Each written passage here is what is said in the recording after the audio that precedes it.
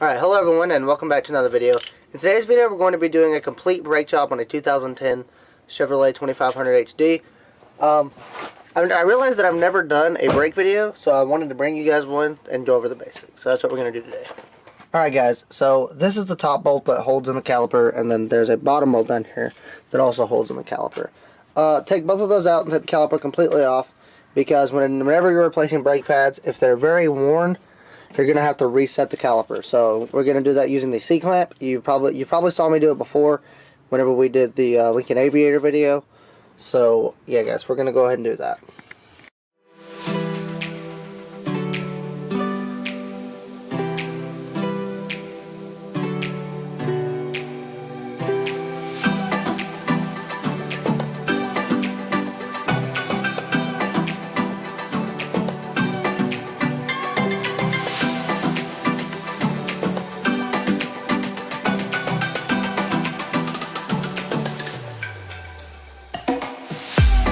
Alright guys, so you probably noticed we're on the other side of the truck now, but we got a little bit ahead of ourselves there. Went ahead and took the caliper off. It's no big deal, we'll just do it on this side.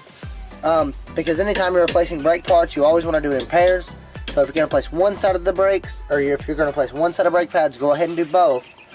That way you're good to go. But now, basically, because these are such big brake pads, or because these are such big calipers and pads and all that, you may have to get a pry bar like this and pry them open.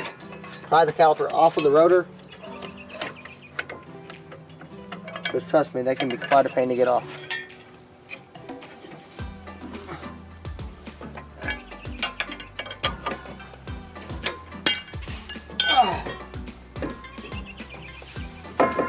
Alright, we got them off. As you can see, now our brake pads will be able to slide out, and these are actually pretty badly worn. As you can see, that's about the amount of life he had left. But now I went for a little bit longer, but not much. This side's actually a lot more worn than the other side. It's kind of weird. But as you guys might be able to see, they used some kind of sealer on this. I don't know what that's about, but we're gonna have to pull all that off the caliper because it's all gross and gunked up and rusted now. So I think he's already got it done over there as far as the gasket goes. So we're going to go over there now. Alright guys, so whenever you pop on your new pads, or whenever you pull off your old pads, it's going to have old brackets. Like this. Okay, these are the brackets that hold in your brake pads. Well, I've already got the new ones in place. They pretty much just snap up in there, like this. So, they're nothing too bad. Now, this is something that a lot of people are controversial on. And that's whether you should use this Moly brake lube or not. Now, I did not used to use it, but I've seen its purpose, and I've seen why people use it, so we are going to go ahead and use it in this instance. Basically what we're going to do is we're going to apply a little bit, oh you can't see it, well right here, we're going to apply a little bit on the contact points where the brake pad meets the top of this bracket. Now what that's going to do is it's going to make it to where whenever your caliper compresses these pads and they move along this thing, they move evenly, so they don't get stuck and move like that, like they move nice and smooth because of the grease. It will glide them. So yeah, do you have to use it? I mean, I guess if someone tells you that you don't have to use it, do whatever you think's necessary.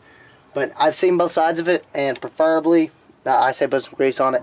Helps stop squeaking and stuff like that. So it's definitely a good idea.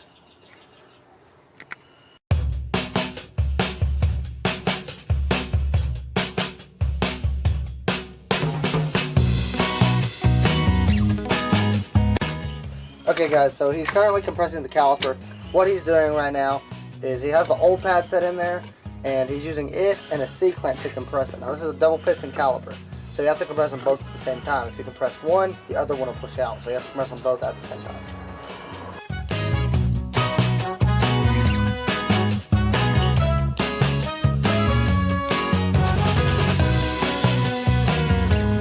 Alright guys, so as you can see, the caliper's already compressed over here. I showed you how to do it on the other side.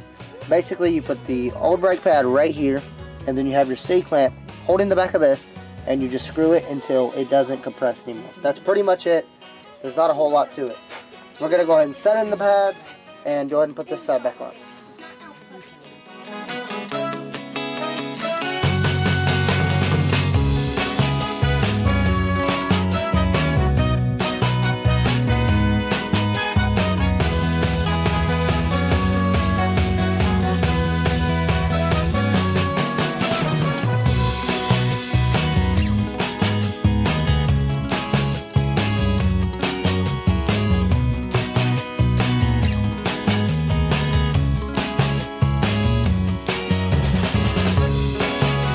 Okay guys, so a quick word of advice is whenever you put new brakes on your car, the caliper is going to have to meet the pad. So now you remember how we compress the caliper using the C-clamp?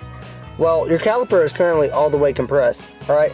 So what you're going to do is you're going to get in your vehicle, put your leg on the brake, and sit and pump them up until you can feel them to where the brakes feel like they should. Then you should be good to go. So after that, put your wheel back on and you're ready to go down the road. Alright guys, I want to thank you very much for watching. I hope you enjoyed this video. If you did, be sure to leave a like, subscribe to my channel, and stay tuned for more. See you guys next time. Bye.